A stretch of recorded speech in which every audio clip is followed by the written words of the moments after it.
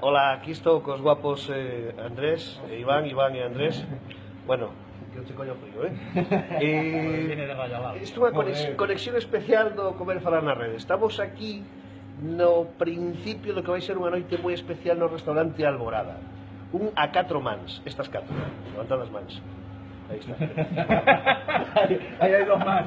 Bueno, aquí hai un máis, podes decir hola, Bueno, compañeiros, que ides a facer hoxe aquí no Alborada? Contádeme. Pues vamos a cocinar.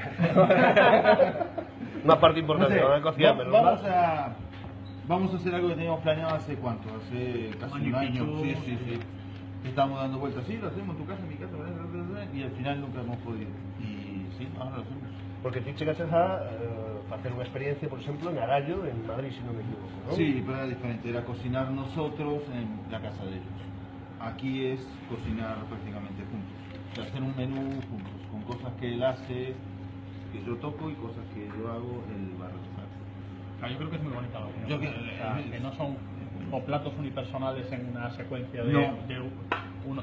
Yo te la paso, tú me la pasas. No. Sino que al final se trata de realmente unir dos pensamientos completamente diferentes con un mismo... Claro, porque o que se chedes foi crear un menú basado nas dúas filosofías, os dous xeitos de traballar. Sí, ¿no? yo voy a coger cosas de él por la mitad y las vamos a terminar, y él va a coger cosas nuestras por la mitad y las va a terminar a su manera.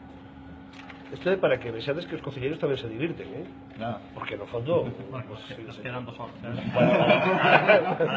Claro, eu por eso os collín agora, porque están relaxados, están aquí de jiji, jaja, tal e cual. Otros trabajan. Sí. En fin, pensei que se había cortado. Non se cortou. Nada, eso, que aquí van a estar os dous, e van a montar a parda hoxe, e xa iremos contando máis cousas. Bueno, Ala, a traballar un pouco, piquiños. Veña, Cuídate. Chao.